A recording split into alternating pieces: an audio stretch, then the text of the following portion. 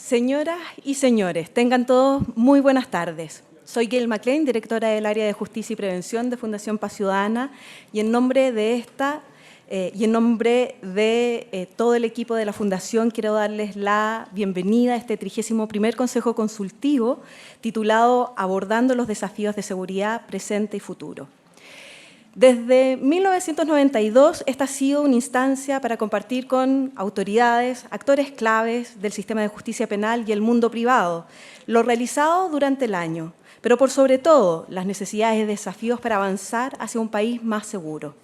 En esta oportunidad saludamos con especial atención a la señora Ministra del Interior y Seguridad Pública, Carolina Toa, al señor Ministro de Justicia y Derechos Humanos, Jaime Gajardo, al señor Fiscal Nacional Subrogante, Héctor Barros, al señor General Director de Carabineros de Chile, Marcelo Araya, al señor Director General de la Policía de Investigaciones de Chile, Eduardo Serna, la señora Subsecretaria Subrogante, Subsecretaria del Interior, Natalia Silva, la señora Subsecretaria de Prevención del Delito, Carolina Leitao, al señor Senador de la República, José Miguel Insulza, al señor Senador de la República, Juan Antonio Coloma, al señor Senador de la República, Iván Flores, al señor Senador de la República, Felipe Cast, a la señora Diputada de la República, Gloria Navellán, al señor Diputado de la República, Diego Schalper, al señor Defensor Nacional, Osvaldo Pizarro, subrogante, al señor Defensor de la Niñez, Anuar Quesille, al señor Delegado Presidencial Regional de la Región Metropolitana de Santiago,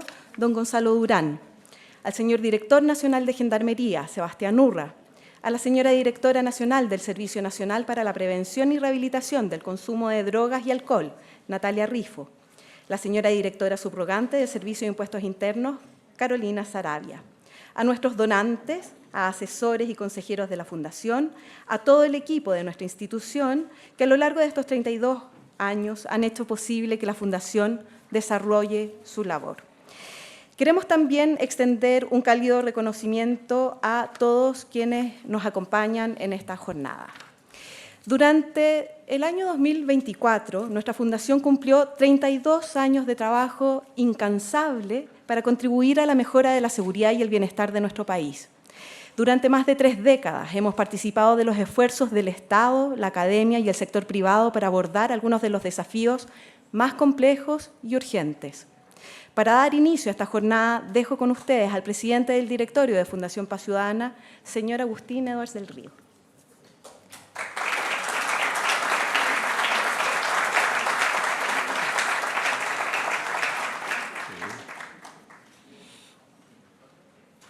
Buenas tardes. Quiero darle la más cordial bienvenida a este 31º Consejo Consultivo de la Fundación Paz Ciudadana. Una instancia que nos permite reflexionar y dialogar sobre los desafíos en seguridad que enfrenta nuestro país. Agradezco especialmente la presencia de las autoridades que nos acompañan, así como el invaluable apoyo de las empresas donantes, que han hecho posible nuestra labor. Su compromiso es esencial para que sigamos generando conocimiento y promoviendo políticas públicas efectivas. Hoy nos reunimos en un contexto particularmente complejo. Chile está inmerso en una crisis de seguridad que se manifiesta en un aumento significativo de los delitos violentos y en niveles históricos de temor en la población. Este temor no solo afecta la percepción de seguridad, sino que también ha cambiado los hábitos de los chilenos, restringiendo sus actividades y limitando su capacidad de disfrutar plenamente de la ciudad y sus oportunidades. Frente a este desafío, es fundamental actuar con urgencia, pero también con precisión. No podemos permitirnos implementar soluciones improvisadas. Es necesario recurrir a políticas basadas en evidencia, con foco en las áreas donde los problemas son más graves. Desde nuestra fundación hemos trabajado por más de 30 años en impulsar acciones concretas y medir sus resultados, promoviendo un análisis técnico y riguroso que trascienda las diferencias políticas. Estamos convencidos que la solución a esta crisis también pasa por construir alianzas estratégicas entre actores públicos, privados, la academia y el tercer sector. Solo a través de un trabajo colaborativo podremos abordar la magnitud de los desafíos que enfrentamos. En este sentido, hemos reforzado nuestra colaboración con instituciones claves, como Carabineros de Chile, la Fiscalía Nacional, el Ministerio de Interior y Seguridad Pública y muchas otras, para desarrollar iniciativas orientadas a mejorar la gestión del sistema de seguridad y justicia. En este Consejo Consultivo queremos destacar 3 proyectos prioritarios que la Fundación Paz Ciudadana impulsa con determinación. Primero, implementar un sistema único de atención de emergencia, lo que llamamos nosotros el proyecto 911. Este sistema permitirá mejorar la respuesta frente a situaciones críticas y al mismo tiempo generar estadísticas confiables para gestionar de manera más eficiente el sistema de seguridad. Segundo, dotar de cámaras personales de estándar policial a todos los efectivos que tengan contacto directo con la ciudadanía. Estas cámaras han demostrado en diversas experiencias internacionales mejorar tanto el desempeño de las fuerzas policiales como el trato de los ciudadanos hacia ellas, fortaleciendo la confianza mutua. Tercero, realizar patrullajes aleatorios y focalizados en los lugares donde se concentra el delito, lo que afuera se conoce como hotspot policing. Siguiendo las mejores prácticas internacionales, proponemos que estos patrullajes sean realizados en parejas a pie, dedicando al menos 15 minutos en cada ubicación, con una frecuencia aleatoria, evitando así que se vuelvan predecibles. Este Consejo Consultivo en particular estará dedicado a analizar las formas de superar esta crisis, destacando la importancia de una visión de largo plazo y medidas sostenibles que se adapten a la complejidad del problema. Este análisis incluirá un enfoque especial en el crimen organizado, un fenómeno que adquirió nuevas dimensiones y capacidades en nuestro territorio. La magnitud y urgencia de los desafíos pendientes en seguridad nos obligan a redoblar nuestros esfuerzos y a seguir promoviendo las mejores prácticas y políticas. Es por ello que les pedimos su continuo apoyo, con la confianza de que juntos podremos avanzar hacia un Chile más seguro, justo y en paz. Muchísimas gracias.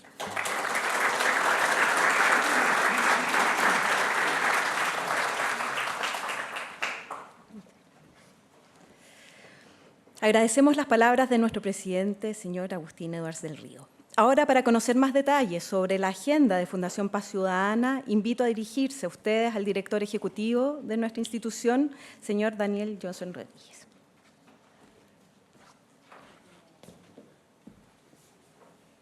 Bueno, muchas gracias, Gail. Muchas gracias primero a todos los que nos acompañan el día de hoy, autoridades presentes, a nuestros amigos de la Fundación, a nuestro directorio, a nuestro Consejo Consultivo, a nuestros asesores, a todos los que trabajan en Fundación Paz Ciudadana, que durante todos estos años han hecho posible que logremos proponer políticas públicas que han hecho aportes relevantes para mejorar la seguridad del país. Estamos muy contentos de celebrar este 31º, 31º Consejo Consultivo de la Fundación. Sin duda es una historia larga, pero no exenta de éxitos también en propuestas que han logrado mejorar la calidad de la seguridad del país. Preparamos una presentación que la vamos a ir revisando, que da cuenta primero, si es que logra avanzar, ahí sí, que es posible superar la crisis. A ver, primero, para poder superar una crisis tenemos que entender qué es. ¿Qué hablamos cuando hablamos de una crisis de seguridad? Entonces vamos a tratar en las primeras láminas de mostrar cómo entendemos, cuáles son los antecedentes que tenemos que dan cuenta de la situación en que estamos. Y estamos convencidos que en Chile se puede superar la crisis. absolutamente convencidos, si es que nos ponemos de acuerdo en qué es lo que tenemos que hacer y si nos embarcamos en un proyecto conjunto de país que logre implementar las políticas que son necesarias. ¿Qué es la crisis de seguridad entonces? Primero, no hay ninguna duda, los chilenos estamos sumamente atemorizados. Este es el índice de temor de la Fundación Paz Ciudadana, son las familias que quedan catalogadas, en realidad personas que quedan catalogadas en un nivel de temor alto. Esto tiene ya 24 años de historia y vemos que los 3 últimos puntos de la serie están muy por sobre esta franja que dibujamos normalmente entre el 10 y el 20%. Estamos en orden de 30%, 27,4% en el último año, que si bien bajó un poco con respecto al año anterior, sigue siendo uno de los valores más altos de temor de la ciudadanía en esta serie histórica. También nos preocupa a los chilenos el crimen y la violencia más que a cualquier otro país del mundo. Esto es un informe de una encuesta que hace Ipsos en muchos países del mundo y vemos que la primera columna, o como llamarlo aquí, columna acostada, es el mundo, es el promedio. Chile es el que tiene el nivel más alto de preocupación por el crimen y la violencia, con un 61%, muy por sobre países que tienen una situación de inseguridad que pareciera mucho más preocupante que la chilena, como Brasil, Colombia y Argentina. Y los chilenos hemos restringido nuestras acciones para evitar ser víctimas de delitos. El 67% de los chilenos declaramos que hemos reforzado la seguridad de nuestras casas en los últimos 12 meses, o sea, esto no es alguna vez, en los últimos 12 meses. El 75% declara que ha dejado de salir a ciertas horas, el 76% declara que ha dejado de salir a ciertos lugares. Por supuesto que estamos afectados por la seguridad y el temor, aunque no estuviera vinculado a delitos, el temor en sí mismo genera un daño a la ciudadanía que es sumamente importante.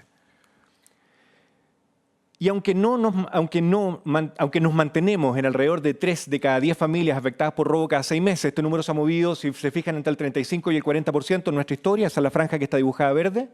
Hay pocos números, pocos puntos de esta serie que se salen de sobre el 40%, ese es el orden de magnitud. Estamos en un punto que es relativamente bajo, que es ese 32,8% en las familias que declaran haber sido víctimas de robo o intento de robo en los últimos 6 meses.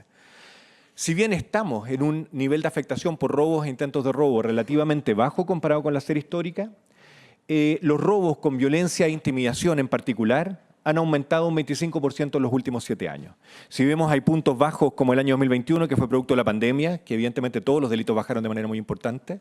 La tendencia creciente que tienen los robos con violencia e intimidación es preocupante, particularmente porque los robos con violencia e intimidación son delitos relativamente frecuentes. Son mucho más frecuentes que un homicidio, que una extorsión, que un secuestro, por ejemplo.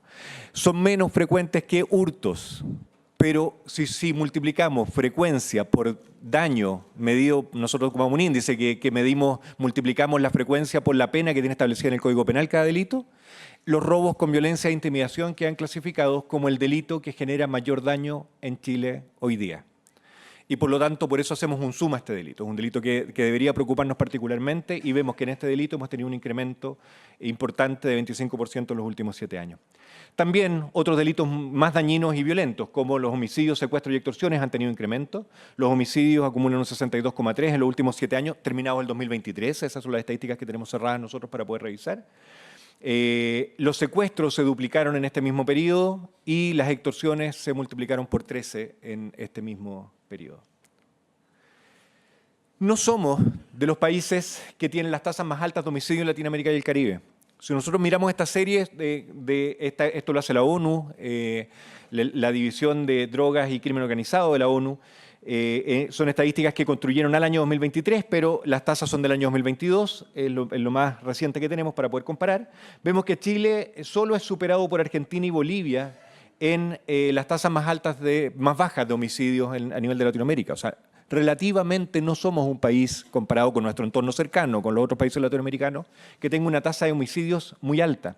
Sin embargo, en ese mismo periodo, en realidad el periodo terminado en 2022, entre el 2019 y 2022, fuimos el segundo país de estos mismos países que tuvo un crecimiento más alto en las tasas de homicidio. Un 37%, solo superado por Ecuador, que sabemos la situación que vivió durante este periodo, que es una multiplicación de los homicidios radical. Pero en segundo lugar está Chile, por sobre otros países como Bolivia, México, Argentina, Costa Rica, etc. Entonces, pareciera que hay dos componentes que determinan el temor también. No es solo la frecuencia de la victimización, sino también qué tan acostumbrados estamos nosotros a una situación delictual. ¿Deberíamos, por lo tanto, acostumbrarnos? Por supuesto que no. No podemos acostumbrarnos a esta situación, tenemos que hacer todos los esfuerzos por volver a las situaciones que teníamos previas a que se empezara a manifestar estas condiciones de crisis de inseguridad. Además, los delitos están cambiando. No es solo que hayan aumentado o variado en su frecuencia, los delitos han cambiado. En particular, los homicidios tienen hoy día un mayor uso de armas de fuego. Han aumentado 12 puntos porcentuales en los últimos 12 años. Tienen menos imputados conocidos, aunque en estas dos estadísticas vemos que el último periodo, el último año, se ha revertido en algo, pero todavía tenemos valores que, comparando todas las series históricas, son altos en relación a las armas de fuego, en este caso 23 puntos porcentuales por sobre hace 7 años atrás de imputados desconocidos. Esto quiere decir que cada vez sabemos menos quién es la persona que está detrás de la comisión de un homicidio, y esto tiene que ver con la preparación que esa persona tiene para cometer el delito. Si el delito es más premeditado, evidentemente menos posibilidades vamos a tener de identificar a la persona que lo está cometiendo. Entonces, este índice es muy certero en dar cuenta de qué tanta organización existe detrás de la comisión de un delito. Antiguamente los homicidios eran mucho más relacionados con violencia de género, violencia intrafamiliar, riñas en un bar. Hoy día los delitos de homicidio están siendo más vinculables a organizaciones delictuales, ajustes de cuentas, quitadas de droga, ese tipo de delitos. Los extranjeros están siendo mucho más víctimas de homicidio. Si miramos las tasas de homicidio, ustedes recuerdan el número que uno tiene en la conciencia, son alrededor de 6,3 homicidios cada 100.000 habitantes año en el año 2023. Si vemos eso separándolo entre los chilenos y los extranjeros, vemos que los chilenos están afectados en una tasa de 5,7 homicidios cada 100.000 habitantes año, mientras que los extranjeros están afectados en prácticamente el doble, en 10,4 homicidios cada 100.000 extranjeros presentes en Chile al año. O sea, hay una diferencia muy importante en la afectación que están teniendo los extranjeros y los chilenos en homicidio. Pero también los extranjeros están teniendo mayor participación como victimarios en los delitos de homicidio, donde vemos que en el 2016 la participación en los casos que conocemos el autor, evidentemente eran un 2,2%, los autores extranjeros, hoy día ese número aumentó a 16,4%, 14,2 puntos porcentuales, más arriba en los últimos 7 años. El homicidio también se distribuye de una manera muy diversa en el país. No es que todo el país esté afectado por las mismas tasas de homicidio, esta distribución es muy diversa. Y vemos que los homicidios evidentemente aumentan en cantidad en las regiones que tienen mayor cantidad de habitantes. O sea, en la región metropolitana, Valparaíso, Biobío y Antofagasta se suma también en este caso. Son las regiones que tienen más homicidios y en conjunto esas 4 regiones suman el 70% de los homicidios que ocurren hoy día en Chile. Sin embargo, las tasas, si dividimos esa cantidad de homicidios por la cantidad de habitantes que tiene cada región y lo multiplicamos por 100.000, que es como se calculan las tasas de homicidio, vemos que son radicalmente distintas. En el norte tenemos 4 regiones muy afectadas, que es Arica, Parinacota, Tarapacá, Antofagasta y Atacama, que todas tienen tasas por sobre el 7%, incluso Arica, Parinacota tasas sobre el 12% de homicidios cada 100.000 habitantes. Tenemos unas regiones que parecieran intermedias, que también están en el centro norte, Coquimbo, Valparaíso, la región metropolitana, y también se suma Biobío, que tienen tasas intermedias, y tenemos otras regiones mucho menos afectadas que tienen tasas bajo 5, y el caso de Ñuble es bien particular, que tiene tasas de 2,7 homicidios cada 100.000 habitantes del año. Pareciera una tendencia decreciente hacia el sur de Chile, solo ahí con la excepción de Biobío, pero si hacemos un zoom también en una región en particular, por ejemplo la región metropolitana por zonas, vemos que las zonas de la región metropolitana, aquí las zonas están constituidas por las fiscalías regionales. Hay 4 fiscalías regionales. Aquí tenemos a Héctor Barros, que es el fiscal regional de la Fiscalía Regional Metropolitana Sur, un gran parte de los trabajos que hemos hecho en equipo con las fiscalías en la Fundación Paz Ciudadana. Vemos que tienen cada fiscalía tasas también súper distintas. El Centro Norte, tasa de 9,1 homicidios cada 100.000 habitantes, mientras la Fiscalía Regional Oriente tiene solo 2,2, o sea, 4 veces menos tasa de homicidio en el sector oriente de la ciudad comparado con el Centro Norte. Y si hacemos un zoom en la Fiscalía Sur, que es la que tenemos más información, nada personal, Héctor, tenemos también una diversidad enorme. Aquí graficamos las 10 comunas urbanas, porque evidentemente San José de Maipo y Pirco tienen realidades muy distintas que también pertenecen a esta zona, pero vemos que La Granja tiene 15,8 homicidios cada 100.000 habitantes, mientras San Miguel tiene 2,8, 6 veces menos homicidios en una comuna como San Miguel versus La Granja, siendo que son comunas que pertenecen a la misma zona de la ciudad. Y si seguimos haciendo doble clic y vamos a La Pintana, por ejemplo, vemos que la concentración de homicidios en una comuna en particular también se ve de manifiesto en ciertas zonas de las comunas. Por lo tanto, la afectación de los homicidios es muy diversa según la región donde estemos, según el lugar donde vivamos, según el lugar donde nos movamos también. Y por eso las tasas a veces suelen esconder estas realidades, esos promedios, bueno, lo sabemos, que no podemos desatender porque evidentemente nos da una preocupación, pero evidentemente nos da una especial oportunidad, que si nosotros sabemos dónde se concentran los delitos, tenemos una mucho mejor opción de poder abordarlos en ese lugar.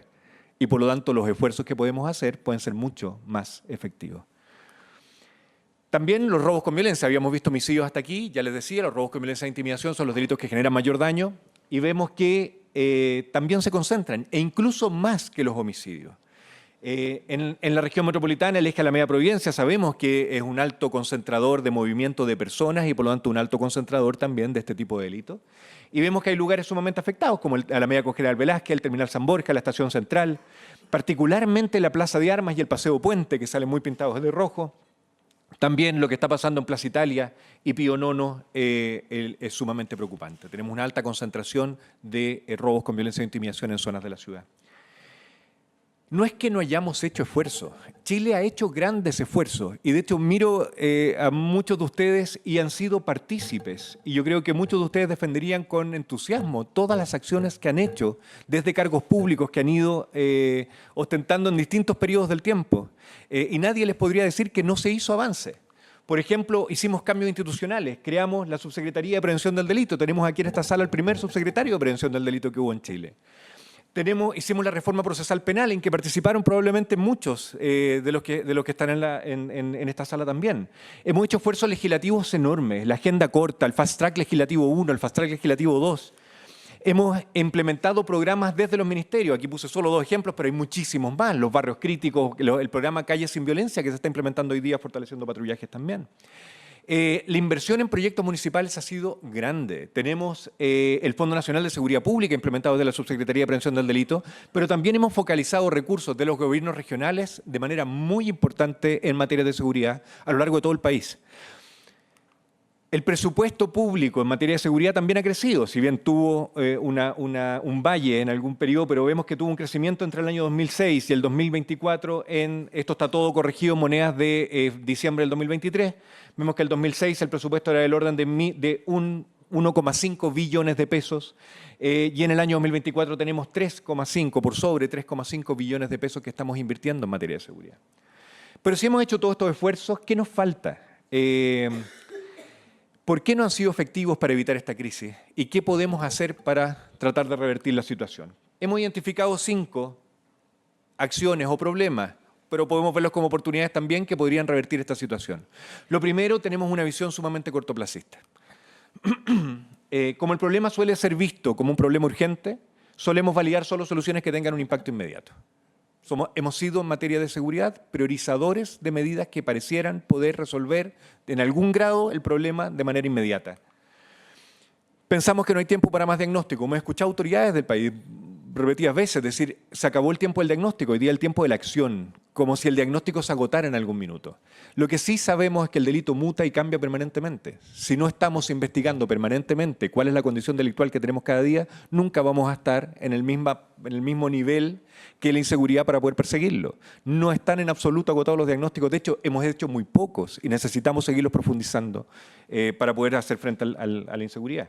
Y esto hace que estas 2 condiciones que percibamos que tampoco es posible esperar que programas preventivos que han mostrado en otros lugares y también nosotros en Chile hemos propuesto soluciones de este tipo, parecieran que no hay tiempo para poder implementarlos. son de muy largo plazo, por lo tanto no es pertinente hoy día. Y han sido castigados frecuentemente por esta percepción de que sus efectos van a estar solo en el mediano y en el largo plazo. Primer problema entonces, visión cortoplacista. Esto, ligado a lo que le mostraba el crecimiento del presupuesto público, ha causado que la distribución del presupuesto no haya cambiado. Les contaba que subió de 1,5 a 3,5 billones de pesos en esos años. Sin embargo, la distribución del 1,5 billones que teníamos en el año 2004, si lo comparamos con los 20 años después, lo que tenemos hoy día, es exactamente la misma. Y para prevención queda solamente un 5% del presupuesto público. Esa es la distribución que tenemos y es la que hemos tenido siempre. Esto no ha cambiado. Hemos crecido, pero hemos crecido en las áreas que ya tenían más recursos principalmente. También tenemos un problema que el sistema de seguridad y justicia está compuesto por muchos componentes. De hecho, aquí tenemos representantes de muchos de ellos. Está el Parlamento, está Carabineros de Chile, la Policía de Investigaciones, Gendarmería de Chile, el Ejecutivo, las municipalidades, etc. Son muchos componentes y sabemos que coordinar distintos componentes es sumamente difícil. Y no hemos logrado que estos componentes del sistema de seguridad de Chile, funcionen integradamente. Hoy día todavía no tenemos un sistema integrado. Y un buen ejemplo de esto es el Banco Unificado de Datos Delictuales.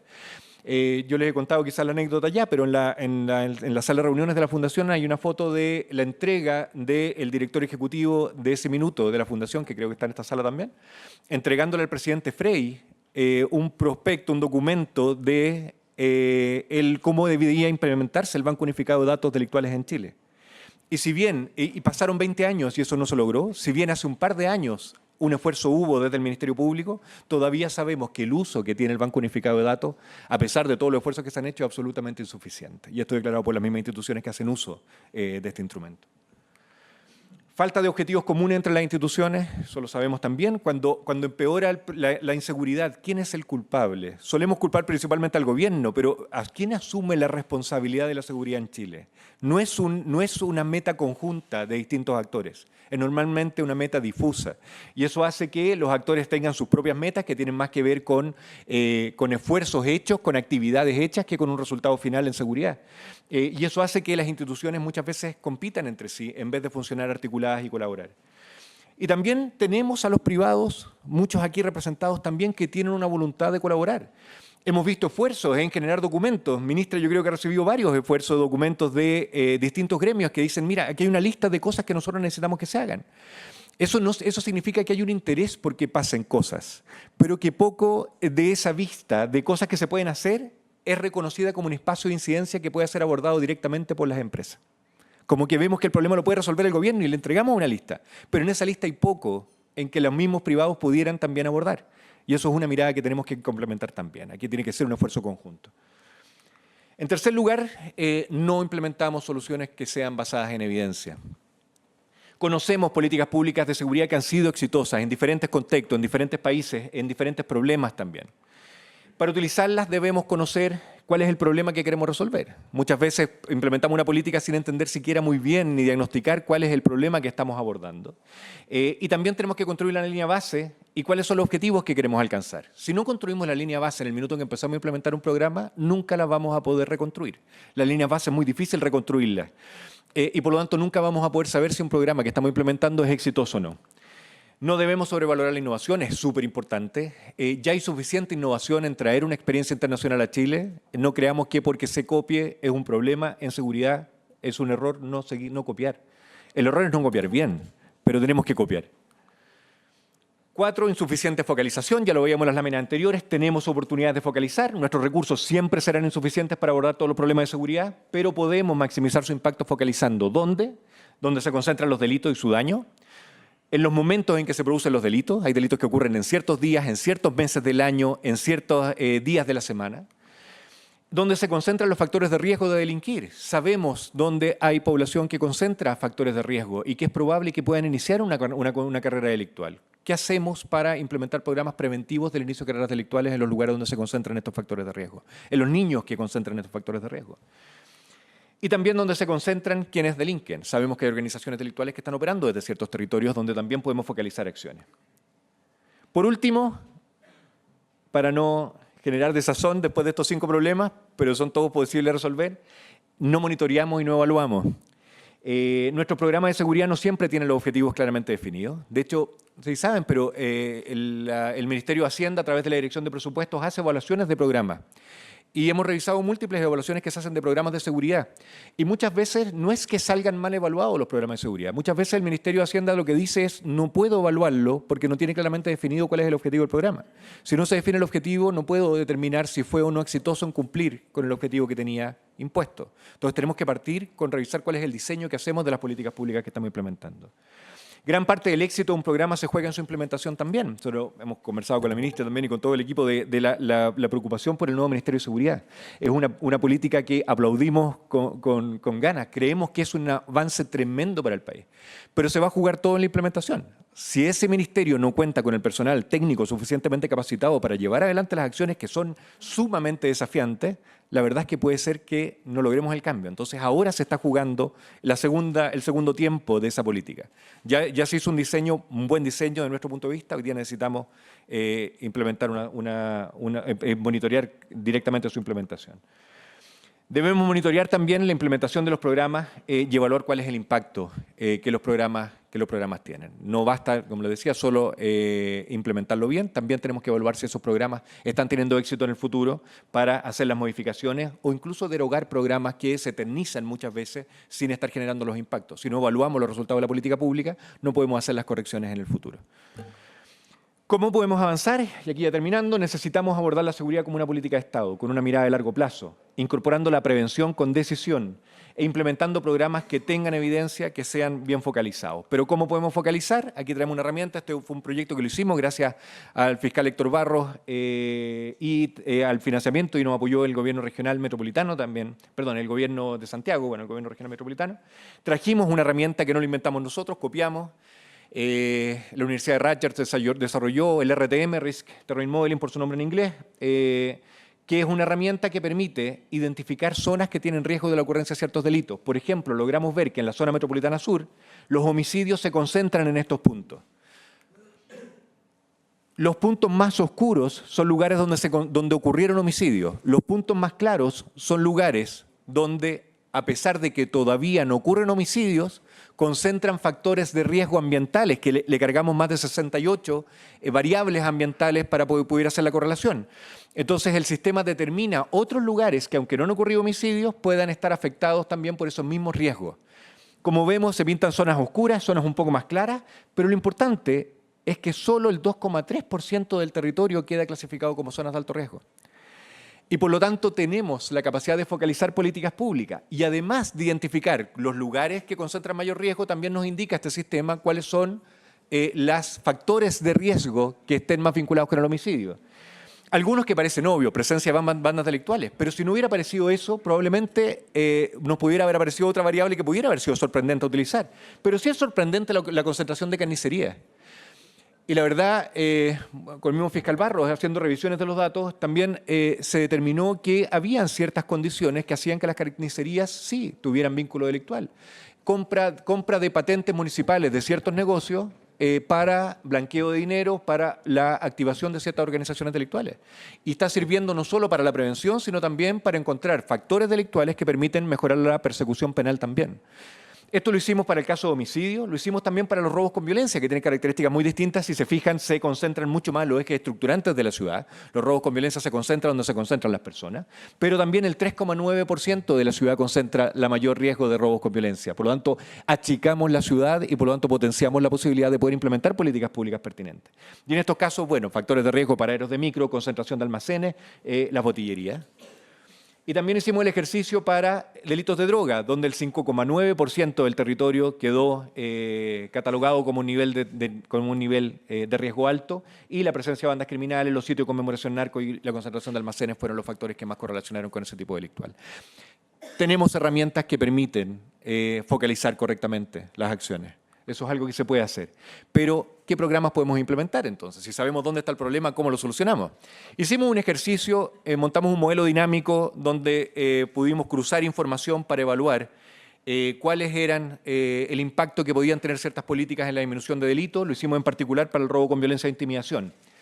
Patrullajes a pie, ya lo decía nuestro presidente, para nosotros es una política fundamental que debe implementarse en Chile. Patrullar específicamente en los lugares donde se concentra la ocurrencia de delito, no aleatoriamente para que no sea predecible, con cámaras también de personales de la policía, porque eso ha demostrado mejorar también el desempeño de las policías y también el relacionamiento con la ciudadanía.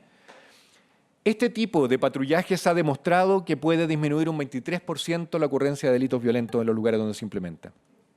Por supuesto que no lo podemos implementar en todo Chile, en todo Santiago siquiera. Necesitamos, ya lo ha dicho el general director, necesitamos conducir acciones para poder liberar recursos para poder hacer patrullaje preventivo. Pero lo que sí logramos determinar con este modelo es que si lo implementamos en el 11% de tramos de calle que concentran el 38% de los delitos en la región metropolitana, en un plazo de 15 años podemos disminuir el 8,5% de los robos con violencia e intimidación que ocurren en la región metropolitana. Otro tipo de herramientas, por ejemplo, programas preventivos tempranos. Este es un programa Nurse Family Partnership, que es un programa de enfermeras familiares que acompañan a madres primerizas en su embarazo y después, por un periodo después de tiempo también. Este programa tiene un éxito bien impresionante. Demostró en los estudios que se han hecho una disminución del 68% en los arrestos de jóvenes que nacieron bajo la protección de este programa. Evidentemente, el impacto se demora más, porque para que un joven se involucre en conductas delictuales tiene que pasar más tiempo. Pero si vemos en la dimensión del impacto es impresionante. Si implementáramos cupos solo para 100 egresos mensuales, o sea, para 1.200 egresos al año en Chile, podríamos disminuir al año 15 un 16% los robos con violencia e intimidación. Iluminación peatonal ha demostrado disminuir en un 21% los delitos violentos. Si lo implementamos en solo 150 tramos por año, que tienen problemas de iluminación y que concentran la mayor cantidad de delitos. Evidentemente los primeros tramos van a ser más eficientes porque vamos a partir con los tramos, deberíamos partir con los tramos que tienen más delitos. Entonces por eso la curva va asintóticamente tendiendo un número. Pero vemos que en el año 15 podríamos disminuir un 7,4% de los robos con violencia e intimidación. Y programas de reinserción social. Gendarmería tiene un programa que tiene evidencia, que ha sido medido, que se implementa en conjunto con el Ministerio del Interior. Es un programa sumamente importante en Chile, que se conoce poco, pero que tiene tratamiento psicosocial y también tiene acompañamiento laboral. Y este programa ha demostrado un éxito incluso mayor. Nosotros fuimos conservadores y pusimos un 30% en el modelo, pero ha mostrado éxito en la disminución de delitos violentos. Y si logramos ese 30%, si nosotros aumentamos este cupo de programa, que hoy día tiene solo 23 egresos mensuales, que es muy poco, lo aumentamos a 100 egresos por mes, o sea, 1.200 al año, podemos ver un incremento o una disminución de los delitos de robo con violencia en un 12%. Por último, si aumentamos la persecución penal, y aquí terminamos, en un 10%, también podemos tener un impacto, pero mucho menor. La persecución penal tiene un efecto mucho más limitado, porque las causas que se persiguen a través de la persecución penal son muchas menos del total de delitos que ocurren, y por lo tanto es un efecto mucho más limitado. Pero así todo, si sumamos estos 5 programas en conjunto, en un periodo de 15 años podríamos disminuir un 40% los robos con violencia e intimidación en Chile. Se puede hacer. O sea, podemos implementar políticas que tienen evidencia que pueden tener resultados positivos. Y si lo cortamos porque queremos un resultado más pronto que esos 15 años, en 5 años, si implementamos estas políticas, podríamos disminuir los robos con violencia e intimidación en un 16%. ¿Es posible alcanzar en 5 años, al 2030, las tasas más bajas de delito de los últimos 5 años? Dijimos, no nos pongamos tan ambiciosos, no queremos bajar, pero dijimos, por lo menos creemos que podemos en los próximos 5 años volver a lo que teníamos o alcanzar las metas que teníamos hace 5 años atrás. Y algunos ejemplos que podríamos alcanzar. Ya vimos que podríamos disminuir en 16% en 5 años los robos con violencia e intimidación. Eso sería la baja en tasa. Pero creemos que de esta misma manera, con este tipo de políticas que podemos disminuir los robos con violencia e intimidación, podríamos disminuir también un 29% los homicidios, volviendo a lo que teníamos en el año 2018. Podemos disminuir un 44% los secuestros, volviendo a lo que teníamos en el año 2018 también. Podemos disminuir un 63% los casos de extorsiones, si nos proponemos volver a lo que teníamos en el año 2020 en ese caso. Y así, disminuyendo los delitos, evidentemente vamos a disminuir el temor y todo el daño que el temor ha generado y esperamos poder disminuir el temor en un 36%, llegando a la tasa de temor que teníamos en el año 2020. Para mejorar la inseguridad de Chile debemos alcanzar un acuerdo amplio de implementación de acciones con evidencia focalizada y medible. Este es el desafío que nos hemos impuesto en Fundación Paz Ciudadana y que esperamos conseguir en los próximos meses y en los próximos años. Muchas gracias.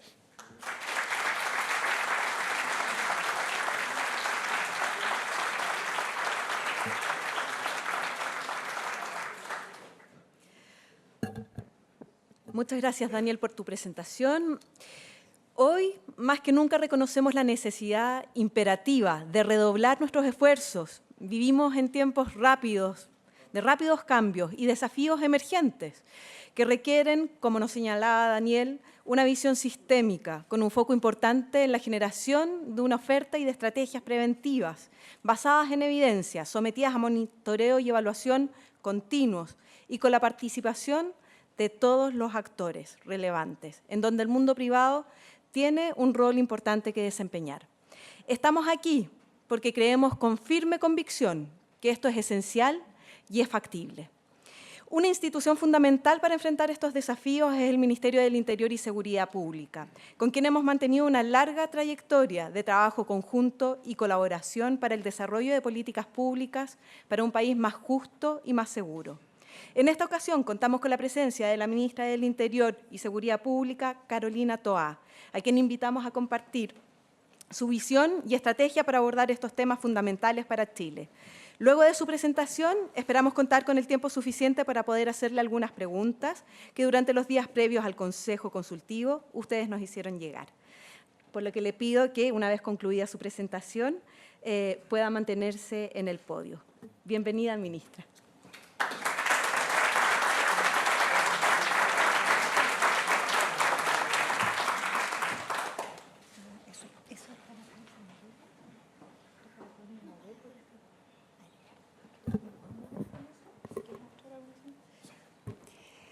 Muy bien, muy buenas tardes. Muchas gracias por esta invitación a la Fundación. Saludo a todas las autoridades, colegas, ex colegas que hay por aquí, que es un gusto verlos de nuevo.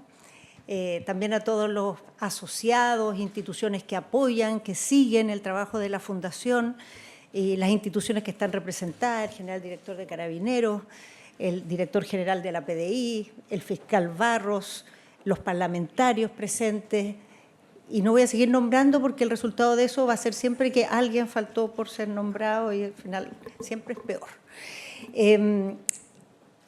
Yo tengo pensado el día de hoy hacer una presentación cuyo foco es cómo desde los cambios que se están haciendo para fortalecer las capacidades del Estado estamos enfrentando los desafíos de la seguridad. No está puesto el foco de esta presentación en las políticas y los programas que se están desarrollando, sino en la línea estratégica de fortalecimiento institucional.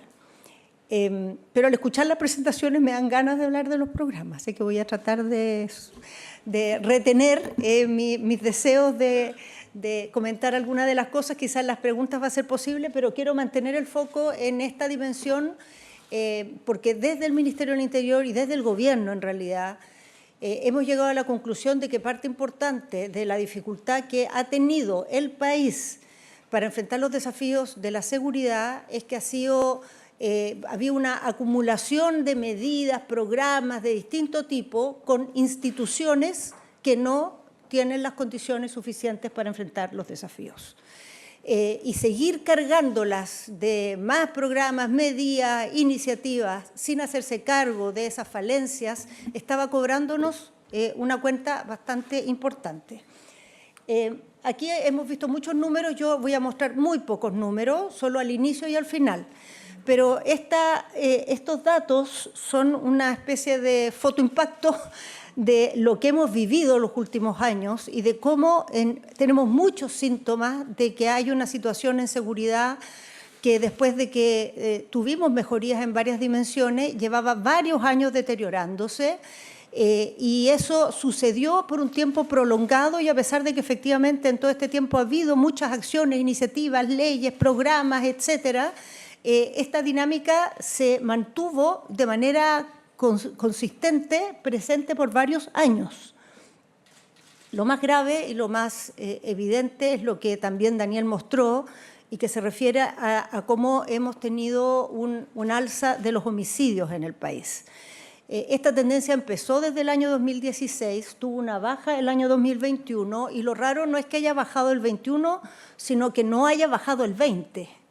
Porque el 20 estuvimos en cuarentena prácticamente todo el año y los homicidios tuvieron un alza muy importante. O sea, venía con un impulso tan grande esto que a pesar que estábamos encerrados, siguieron subiendo. Ahora, el 21, ya el segundo año de encierro, hay una baja, pero terminado el encierro vuelve el alza. En lo que se refiere a la violencia en la macrozona sur, veníamos también con un alza muy importante, sostenida además por varios años y el mismo periodo. Todas estas cosas son periodos, son los mismos años. Algunas tendencias empiezan antes, lo de los homicidios empezó el 16. En el caso de los ingresos irregulares, empezamos con un alza muy grande el 18, que tuvo su pique el 21, pero que fue salvaje, o sea, pasamos de 6.000 a 56.000. O sea, ahí se nos desbordó una situación. Y en paralelo, el índice de temor, que siempre ha sido muy alto, la verdad es que esto no es que ahora es alto, siempre ha sido muy alto, empezó con un alza también dramática y llegó a puntos, digamos, como se está viendo ahí, en el mismo periodo. En esta etapa no es que no haya habido medidas, programas, todos los gobiernos tuvieron distintos tipos de agenda, pero todo eso convivió con una situación que describiríamos aquí, que nosotros llamamos rezago institucional, porque a pesar de todas esas cosas que se hicieron, el rezago institucional se mantuvo y lo expresamos en los siguientes aspectos. En primer lugar, un vertiginoso cambio de cómo funciona la dinámica delictual en el país, a la cual no se le sigue el ritmo desde la política pública. O sea, no hay una capacidad de reacción a la velocidad que esos cambios tuvieron. En segundo lugar, una falta de acuerdo político permanente. Mucho activismo gubernamental, pero mucha dificultad política. En muchas materias, todos los gobiernos intentaron mesas, consejos de distinto tipo, y en cada una de esas instancias en general se llegaba a bastantes acuerdos. Después se iba al Parlamento con esos acuerdos y hasta ahí nomás llegábamos, ¿no? Los acuerdos se trababan. Tercero, un rezago en equipamiento y tecnología avanzada en las instituciones muy dramáticos, porque ante la complejización de los fenómenos que teníamos al frente, nuestras herramientas seguían siendo demasiado básicas, demasiado rudimentarias, o sea, hasta el punto que en ciertas materias, cierto crimen organizado nos empezó a sacar ventaja en muchas dimensiones. En quinto lugar, ya no sé en qué número estoy, la verdad es que mientras esto pasaba, estos números que di recién, de homicidios, de violencia en la macrozona sur, de ingresos irregulares, los presupuestos de seguridad se estancaron en Chile. Se estancaron. La articulación y la coordinación interinstitucional, que es quizá la mayor debilidad del Estado chileno, no en seguridad, en donde uno lo ponga. El Estado chileno tiene instituciones fuertes, si las tomamos aisladamente, pero con prácticas de colaboración y de relacionamiento con otras instituciones muy malas, que hacen que la fortaleza en un cierto momento se transforme en una debilidad, porque a mayor la fortaleza, mayor la rigidez, digamos, ensimismamiento. Y el tipo de fenómenos que tenemos hoy día, por las características que tienen, por su complejidad, por también la manera tan dinámica en que cambian, requiere unos trabajos interdisciplinarios, interinstitucionales que nuestro Estado no está pensado para hacer. Y por último, datos y manejo de los datos fragmentado y insuficiente. Hay datos dispersos en Chile, pero están fragmentados y en algunos aspectos son insuficientes precisamente porque están fragmentados, porque no se integran, no se complementan y por lo tanto terminan siendo parciales. Todo esto, ¿en qué se traduce? En que ante todos esos fenómenos que teníamos y que nunca estuvieron, no se podría decir que Chile no estuvo preocupado de la seguridad. O sea, si uno ve nuestro debate público, ha tenido a la seguridad muy presente, pero con esta base, que era el piso donde nos parábamos para enfrentar este desafío, siempre partíamos con una desventaja, como con una mochila, con zapatos de plomo. Entre la agenda que se ha desarrollado en este periodo, se ha atacado muy fuertemente estos temas y se han logrado condiciones propicias para eso, por muchas razones.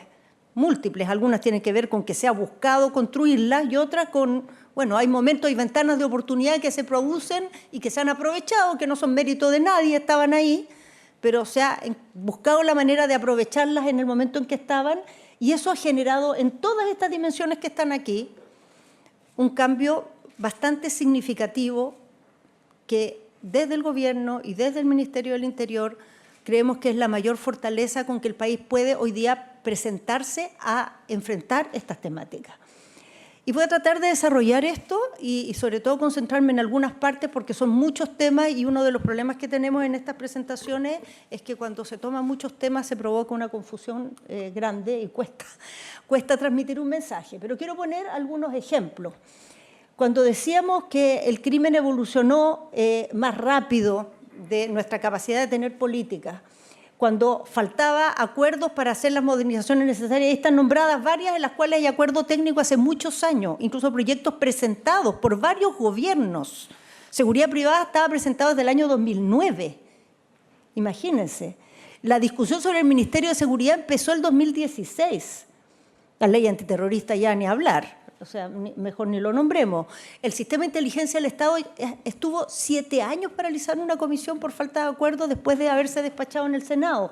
Entonces, en todas estas materias ha habido intentos de los gobiernos y había bastante acuerdo técnico, pero no se destrababan. Bueno, en estas dos cosas se han generado acuerdos políticos que han permitido salir de ese estancamiento. Ha sido una manera de enfrentar esto, y eso ha sido, de alguna manera, el aprovechamiento de una ventana de oportunidad. ¿Cuál era la ventana? En primer lugar, que estaban todos asustados porque se puso complicado el panorama. Y segundo, que teníamos un gobierno que venía saliendo, el gobierno 2 del presidente Piñera, que le había ido mal en seguridad, y por lo tanto tenía una disposición a construir acuerdos y no simplemente a acusar al otro. Y teníamos un gobierno, el presidente Boric, que tenía al frente una situación de seguridad mucho más grave de la que nunca esperó enfrentar, y no tenía establecida una agenda a priori para hacerse cargo de esa agenda. Hubo que construirla, y construirla en el marco de mucho acuerdo y disposición a construir esos acuerdos políticamente con la oposición. Entonces, eso abrió una oportunidad, y eso ha generado que se pueda avanzar en esa agenda. Segundo, equipamiento atrasado, tecnología obsoleta, estancamiento y decrecimiento de los presupuestos en seguridad. Bueno, aquí se han hecho, obviamente, presupuestos más altos, incremento de los recursos, pero además se han creado nuevas maneras de financiar, especialmente quiero poner atención en los programas presupuestarios de crimen organizado, que han sido un instrumento muy potente para generar condiciones para que distintos organismos, movidos por el financiamiento que se entrega a través de este programa, coordinen líneas de acción y trabajen de manera colaborativa. Este es un programa que se financia en el presupuesto nacional, se aloja en el Ministerio del Interior, y desde el Ministerio del Interior se traspasan platas a distintas instituciones, todas colgando de los acuerdos y las prioridades que se definen en los consejos contra el crimen organizado. ¿Qué es lo que hace eso? Que instituciones reciben recursos importantes para hacer adquisiciones ligadas a estrategias interinstitucionales. Entonces, eso de alguna manera fuerza, incentiva y genera condiciones materiales para el trabajo conjunto. Los programas presupuestarios de crimen organizado, estos son los presupuestos generales. Miren lo que pasó, el 16 fue el año en que empezaron a subir los homicidios. Y miren lo que pasó de ahí al 23 con los presupuestos en seguridad. Ahora, hay muchas razones para eso, ¿eh? Entre medio había otras prioridades, la agenda estaba en otra parte, tuvimos pandemia, estallido, pero en la práctica, mientras pasaba todo eso, ahí iban los homicidios. Los homicidios y, bueno, y la violencia y las armas y los imputados desconocidos, todo lo que se ha mencionado acá. Los programas presupuestarios contra el crimen organizado han sido esas platas en cantidades, pero ¿en qué se han traducido en las cosas que están al frente? Vehículos blindados, sistemas de identificación balística, compras para registro de huella balística limpia, drones, aeronaves no tripuladas, sistemas de extracción de información de los celulares, equipos escáner para aduana, cámaras forenses y termales de distinto tipo para distintas instituciones, todas compras colgadas de este Consejo contra el Crimen Organizado donde distintas instituciones están. Ahí está Gendarmería, está la Fiscalía, está Directemar, está obviamente las policías, en fin, distintos organismos. Otro de los elementos que mencionamos, débil articulación y coordinación interinstitucional y datos insuficientes o fragmentados en materia de seguridad. Aquí estoy poniendo algunos ejemplos de medidas que se han hecho. Esto de la débil articulación se ha traducido en varias cosas, pero la estructural es que el nuevo Ministerio de Seguridad tiene un mandato que está fundado en dos principios, la interinstitucionalidad y la interoperabilidad. Y eso significa que el Ministerio, como articulador de todo el sistema de seguridad, después voy a explicar eso con más detalle, debe funcionar bajo esos principios y todas las instituciones que son parte del sistema de seguridad también. Eso es un cambio radical respecto a cómo funciona la administración pública tradicionalmente. Que todo su sistema de responsabilidad administrativa, de responsabilidad presupuestaria, de mando está volcado hacia adentro. Aquí hay un mandato de volcarse también hacia afuera, a través de estos dos principios. O datos insuficientes han sido los esfuerzos que se han hecho, quiero particularmente mencionar el Observatorio de Homicidios. Chile no tenía datos oficiales del Estado en materia de homicidios.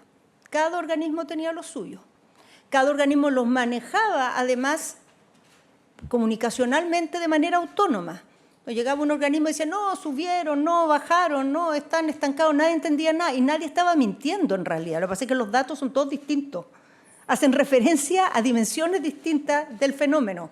Bueno, esto se ha logrado cambiar. Hoy día las policías en su conjunto, con la Fiscalía y otros organismos que aportan información fundamental, como el Servicio Médico Legal o el Ministerio de la Mujer y Equidad de Género, todos en conjunto cotejan sus datos y tienen una metodología por la cual, primero, tenemos datos oficiales únicos y, en segundo lugar, todos los datos parciales se publican en conjunto.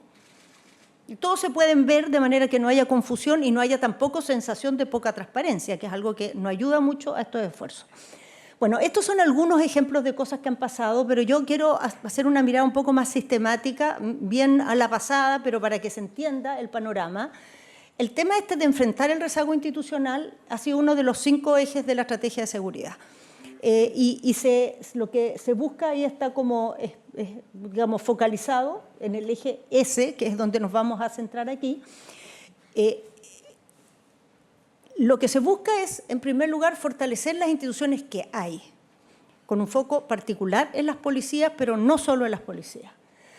Segundo, se busca también hacerse cargo de carencias institucionales que teníamos, instituciones que nos faltaban y que había que crear. Y en tercer lugar, se hace cargo del modo de operar entre las instituciones, que es lo que mencionaba yo recién, que requiere ser modificado a través de mecanismos como el que mencioné recién. Algunos ejemplos de esto. En lo que se refiere a fortalecer instituciones existentes, ha habido una agenda muy amplia en este periodo. Los recursos han servido ciertamente para eso, pero no solamente los recursos en el sentido de plata en el presupuesto, sino también cierto foco puesto en un diagnóstico de dónde estaban las carencias.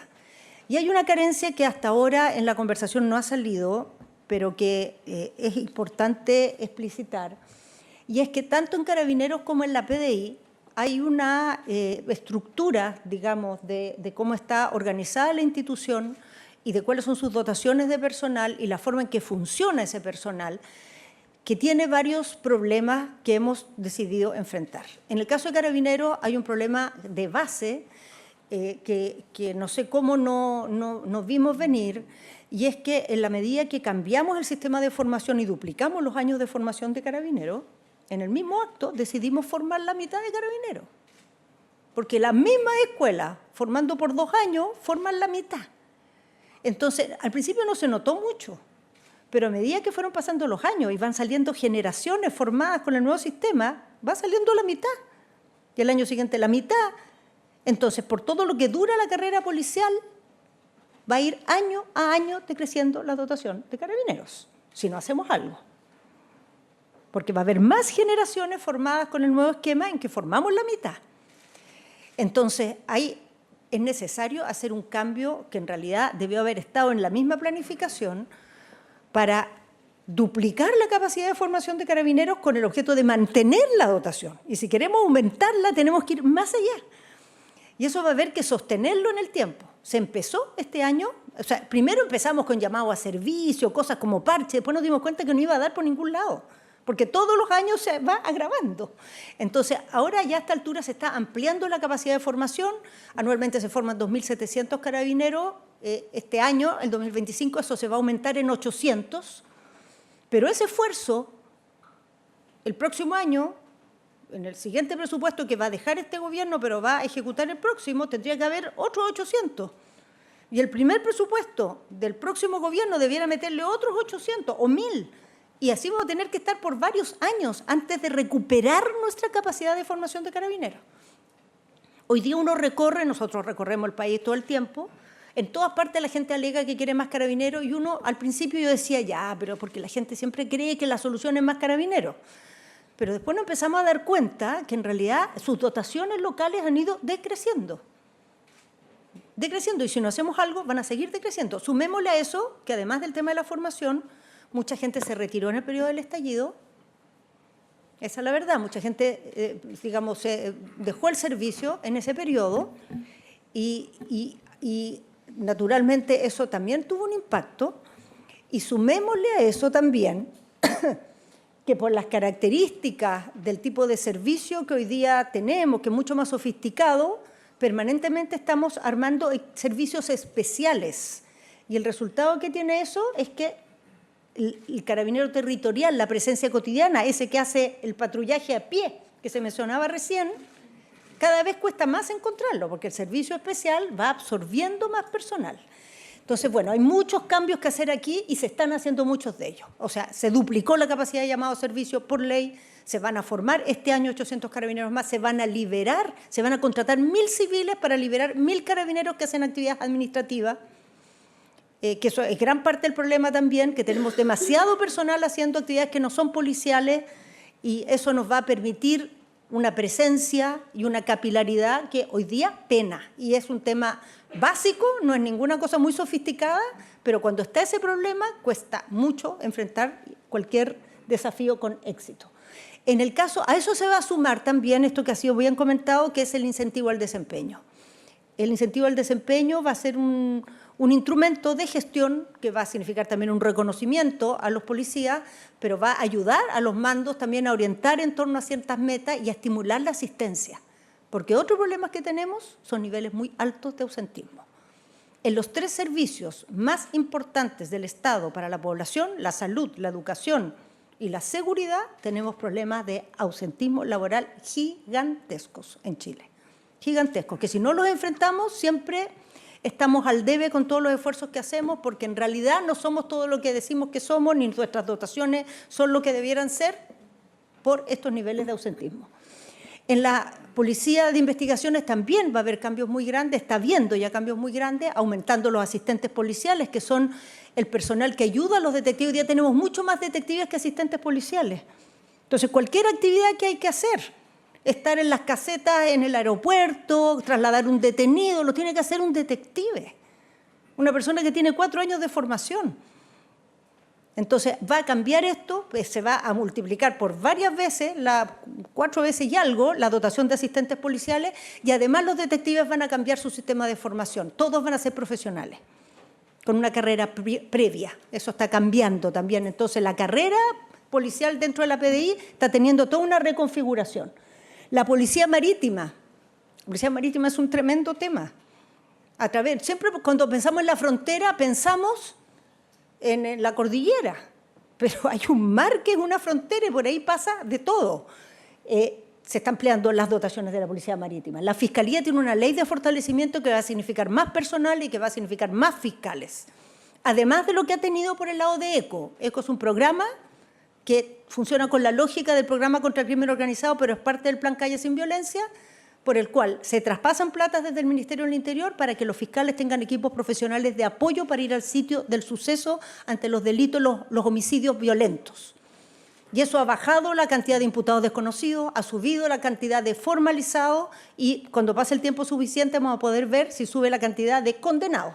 Todo indica que así va a ser porque las alzas son bien importantes, de 20%, de 30% en cada uno de estos variables.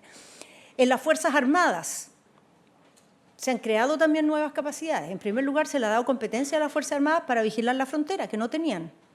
Y cuando se apruebe finalmente la ley, que no sé cuándo va a ser porque el Parlamento está en esto, no sé yo lo que pasa ahí, pero no avanza ese proyecto, también para la protección de la infraestructura crítica hay competencias que se le entregan a las Fuerzas Armadas.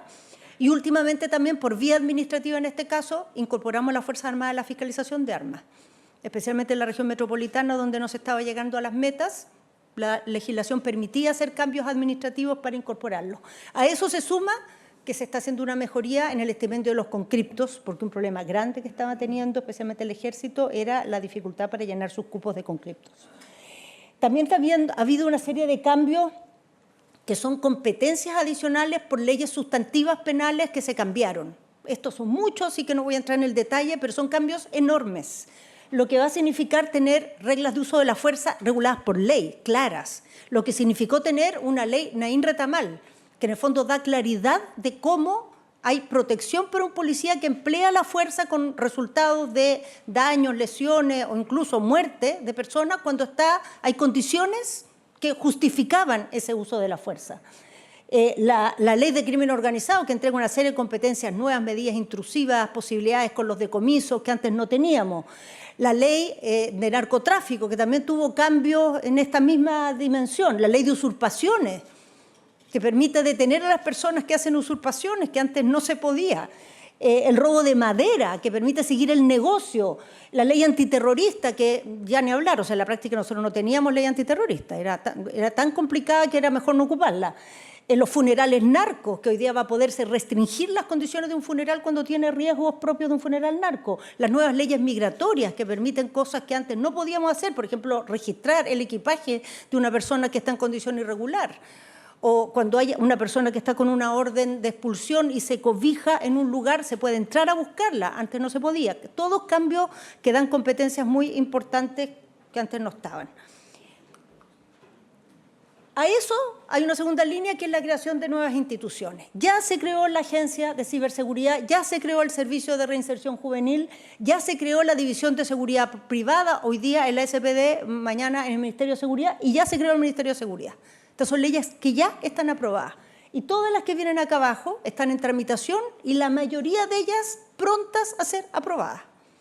La Fiscalía Supraterritorial está a medio camino, digámoslo. No todavía todo lo avanzado que quisiéramos. El sistema de inteligencia del Estado está en las últimas. Está en las últimas, a punto de ser despachada del segundo trámite y ya con acuerdo político es un hecho que esa ley se va a aprobar. La inteligencia económica para la seguridad todavía le falta bastante, pero se ha logrado un acuerdo para sacarla adelante. Este es un subsistema de inteligencia radicado en los servicios del Ministerio de Hacienda que manejan información importante de los movimientos económicos y financieros, el Servicio de Impuestos Internos, aduanas, para aportarlos a la inteligencia del Estado. El Servicio de Acceso a la Justicia y Defensoría de las Víctimas, que va a significar una instancia, además, bueno, vamos a desarrollar eso después, consolidada, única, de apoyo a las víctimas, de orientación en todo sentido y en algunos casos de defensoría jurídica. Esto hoy día no existe, hay varios programas, cada uno con estándares distintos, o la División de Prevención del Delito en los gobiernos regionales, que es algo que ha costado mucho construir acuerdos y esperamos ahora que poder avanzar con más fuerza en eso que ha sido bastante resistido en ciertos sectores políticos. Y cambiar la forma de funcionamiento es instituciones más fuertes, nuevas instituciones, pero que operen de otra manera.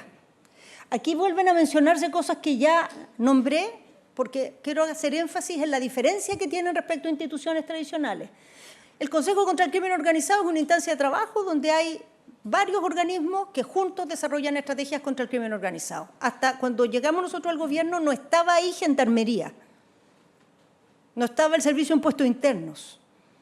Son organismos vitales. Gendarmería sabe más de crimen organizado que todas las instituciones del Estado, no sé si me equivoco, o casi más, porque ahí conviven y saben realmente cómo se mueve ese mundo. El Servicio de Impuesto Interno, ni hablar. Es él que puede ver cómo y hacia dónde se mueve la plata. El programa presupuestario que ya les mencioné, la unidad de coordinación estratégica, el sistema integrado de teleprotección, CITIA, ¿han escuchado hablar de CITIA? Lo voy a mencionar un poco más adelante. Son organismos, son esfuerzos integrados. Ahí hay municipios, hay sector privado, hay organismos de gobierno, juntan todas sus capacidades de teleprotección, le ponen inteligencia artificial y lo transforman en un servicio para la seguridad, con fuentes múltiples, pero con un resultado integrado. O el Servicio de Acceso a la Justicia y Defensoría de las Víctimas que mencioné. Hoy día tenemos programas de protección a las víctimas en las corporaciones de asistencia judicial, en el Ministerio del Interior, en el Servicio de la Mujer, ninguna realmente con un estándar de servicio suficiente. Esto se va a integrar, va a tener estándares, va a ser una sola puerta de entrada, se va a fusionar en un servicio que va de alguna manera a dar seguridad y apoyo a las víctimas con otro estándar que en la actualidad. El Sistema de Inteligencia del Estado, que es un sistema. O sea, hay varias inteligencias en el Estado, las hay en la defensa, las hay en las policías, hay inteligencia civil, y ahora van a funcionar como un sistema con propósitos definidos desde el presidente de la República, con modos de fusión para intercambiar información entre ellos y con subsistemas de apoyo, como el sistema de inteligencia del Estado, o el apoyo de organismos como Gendarmería, que son subsistemas que apoyan, respaldan, complementan el trabajo de estas instituciones cuyo foco principal o único es la inteligencia. CITIA es este ejemplo que les di, que creo que es muy, digamos, destacable porque tiene esta lógica de complementariedad y de colaboración en muchas dimensiones. En primer lugar, surge por una propuesta de un consejo de científicos que han trabajado ligados al Congreso del Futuro, que querían contribuir a las materias de seguridad. En segundo lugar, integra todos los esfuerzos de teleprotección que tienen municipios, centros comerciales, las instituciones que están en la vialidad, las autopistas, la unidad operativa de control del tránsito, los temas del Transantiago, y todas estas, digamos, distintas fuentes de teleprotección se les aplica inteligencia artificial para detectar vehículos con búsqueda, para detectar personas perdidas, para ver dinámicas delictuales. Esto va a ser un salto en nuestras capacidades gigantescas, está partiendo de la región metropolitana y después la idea es que se extienda a muchos otros lugares. Y el nuevo Ministerio de Seguridad Pública, que se inscribe también en la idea de esta nueva lógica de funcionamiento, se los voy a contar un poco más, porque de alguna manera es la cabeza de cómo hacer funcionar esta nueva modalidad de trabajo en el Estado y con otros fuera del Estado. Esta idea de este ministerio estaba desde el 2006, no se había podido lograr acuerdo, y cuando finalmente se aprobó, se distribuyeron roles y tareas entre el Ministerio de Seguridad Pública y el Ministerio del Interior, que van a significar que la seguridad va a estar toda radicada en un ministerio especializado y el Ministerio del Interior va a poder ser este ministerio jefe de gabinete, articulador del trabajo sectorial, programático de los distintos ministerios, dejando las tareas de la seguridad radicadas en la otra cartera. Para eso, no solo hay cambios en la creación del Ministerio de Seguridad, sino que también en Interior. Se le traspasan algunas instituciones que estaban en SECPRES a Interior. No voy a detallarlo, si quieren les puedo dejar la presentación, pero es un cambio muy, muy profundo de funcionamiento del Ejecutivo el que va a generar estos dos proyectos. No solo por la creación de seguridad, sino por el rol que va a tomar Interior. ¿Qué incluye el Ministerio de Seguridad? En primer lugar, la lógica de un ministerio especializado, que por un lado es sectorial, porque lleva las políticas de seguridad, pero por otro lado es un ministerio coordinador. Se piensa el ministerio bajo la lógica de un ministerio con alta profesionalización y con capacidades permanentes, que es el mayor problema del Ministerio del Interior. Como el Ministerio del Interior es un ministerio político, tiene una altísima rotación en sus cuadros superiores. El otro día estuvimos con el director del Servicio Civil y nos contaba que de todos los ministerios y organismos del Estado que han asumido buenas prácticas de concursos para sus cargos, de formación permanente para sus directivos, ninguno de los ministerios políticos tiene eso. Porque por definición los ministerios políticos tienden a ser ministerios muy ligados al personal de confianza del gobierno de turno. Pero en seguridad no debiéramos tener eso. Debemos tener un ministerio técnico, parecido a como es salud, parecido a como es obras públicas, que hay gente formada, que es experta, son cuadros del Estado, pasan de gobierno en gobierno, y así queremos que sea el Ministerio de Seguridad.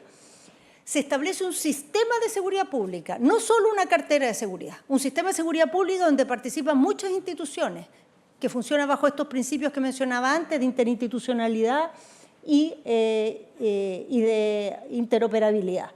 Se crea una unidad estratégica en el gabinete ministerial, ese fue un aporte de Paz Ciudadana, debo decirlo, que precisamente se hace cargo de que la seguridad no es solo contingencia, no es solo ir detrás del ladrón, sino también ver el fenómeno de la seguridad y tener un manejo estratégico de la información. Como seguridad es un ministerio tan contingente, está siempre con el lío del momento, la última crisis, hay que crearle un espacio desde donde se mire más allá.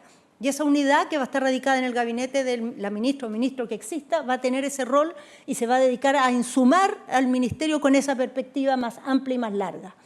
Se fortalece muy significativamente la Subsecretaría de Prevención del Delito. La subsecretaría tiene un nombre muy grande, pero tiene unos instrumentos muy cortos.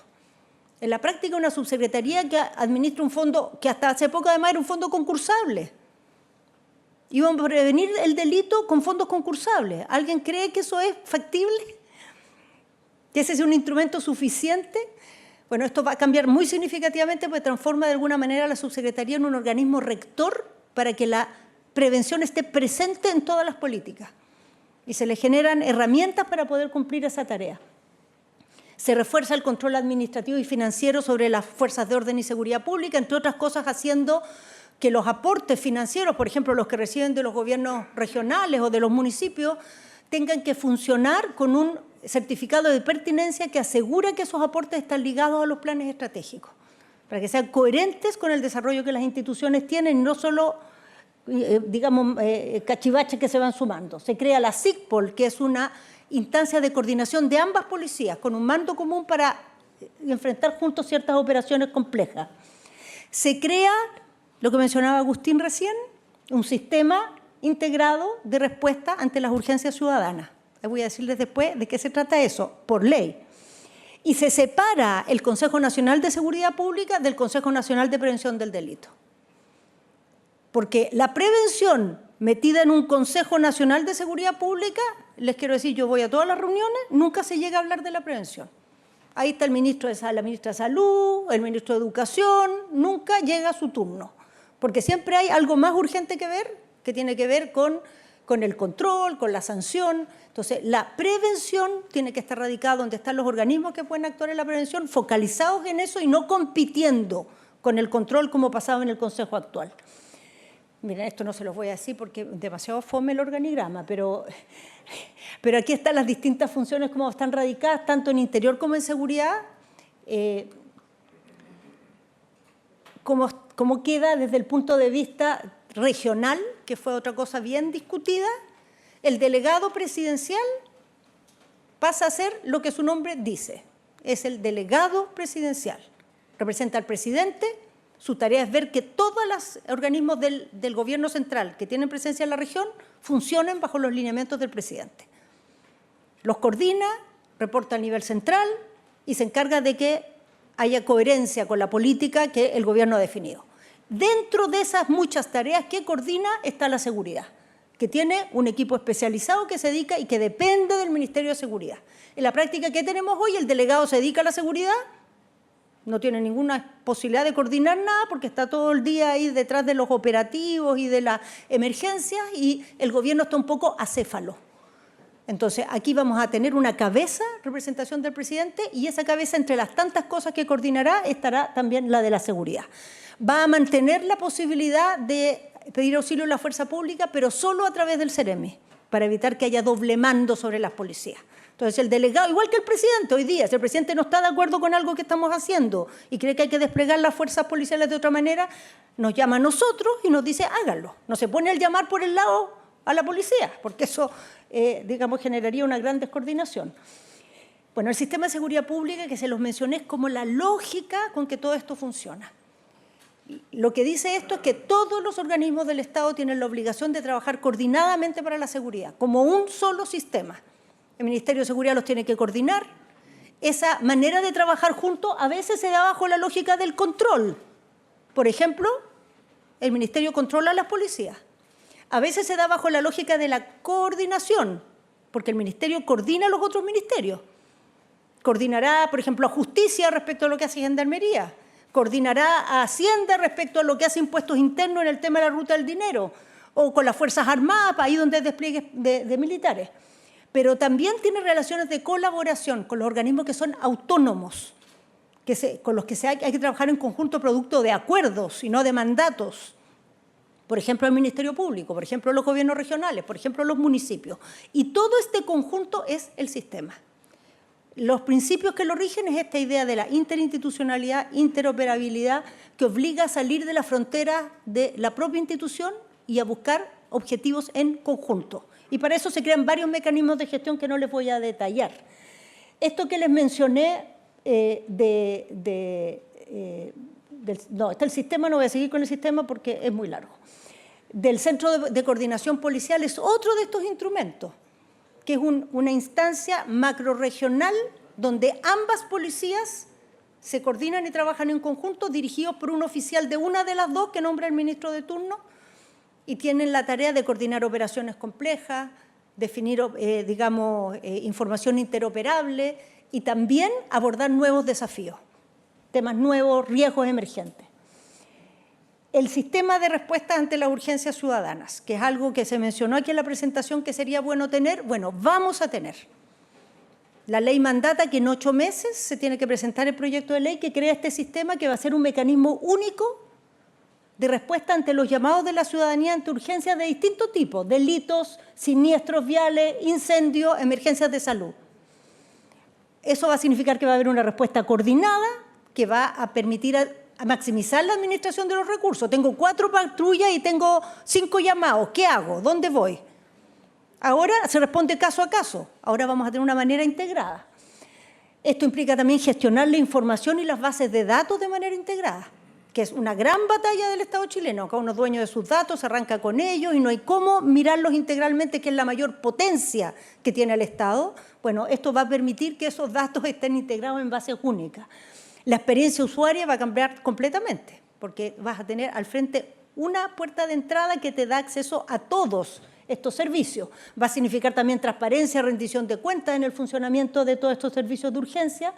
Se contemplan servicios como, por ejemplo, las policías, las ambulancias, los bomberos, la seguridad municipal, las Fuerzas Armadas donde corresponda, ahí donde hay tareas de seguridad pública. Es un equivalente al 911 norteamericano o el EQ 911 que tiene Ecuador, que tiene un sistema de este tipo. Y es un proyecto que, por ley, estamos comprometidos a presentar dentro de 8 meses y ahí es de esperar que se tramite con prontitud. Bueno, lo que está pasando hoy día en Chile respecto a cómo están evolucionando estos datos tiene aspectos que yo creo que no hay que pasar de largo porque ya no estamos en esa curva que estábamos hasta hace 2 o 3 años atrás. Estos homicidios que venían subiendo bajaron el año pasado y el primer semestre de este año bajaron también. Esto que está ahí en rosadito es una especie de proyección, porque solo tenemos los datos del primer semestre, los del segundo todavía no, pero el primer semestre hubo una baja de 9,4%, el año pasado hubo una baja de 6%, después de que veníamos subiendo desde el 2016.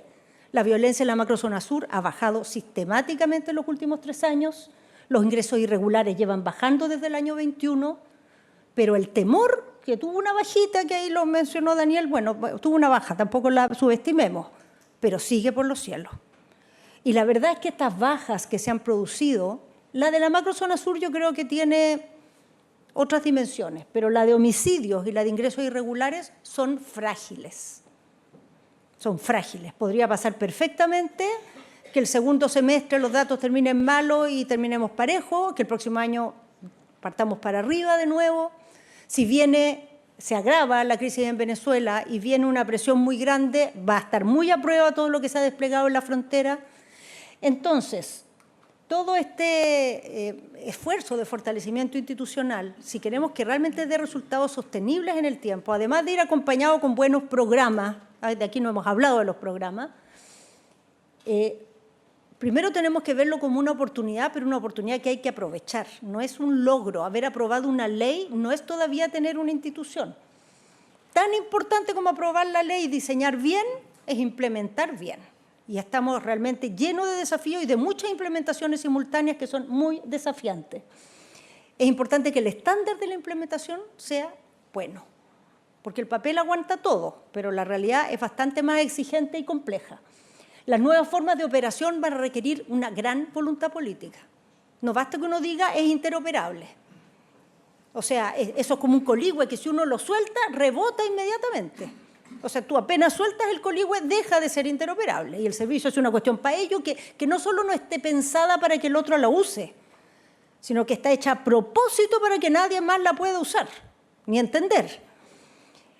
Y por último, los acuerdos son clave para avanzar en seguridad. Gran parte de los problemas que hemos tenido en Chile es por la falta de acuerdos. La falta de acuerdos políticos, quiero decir, porque acuerdos técnicos ha habido siempre. La falta de acuerdos políticos. Pero los acuerdos necesitan al lado de mucho coraje, voluntad política, de pagar costos, de pasar incomprensiones, porque no es que acuerdo significa amor y paz. Acuerdo significa muchas peleas. Peleas con los propios, peleas con los otros, y a veces eso no está disponible. Está la demanda de acuerdos, pero nadie quiere pagar costos para construir esos acuerdos. Nadie quiere pelearse con los suyos, nadie quiere cambiar de opinión, nadie quiere concederle a otro. Entonces, construir acuerdos significa sacrificio. Y este camino de acuerdos que ha tenido progreso le falta demasiado. Y yo sigo considerando que es frágil. Entonces, tenemos años por delante muy decisivos para que Chile entre en una curva distinta de aquí a la próxima década. Muchas gracias.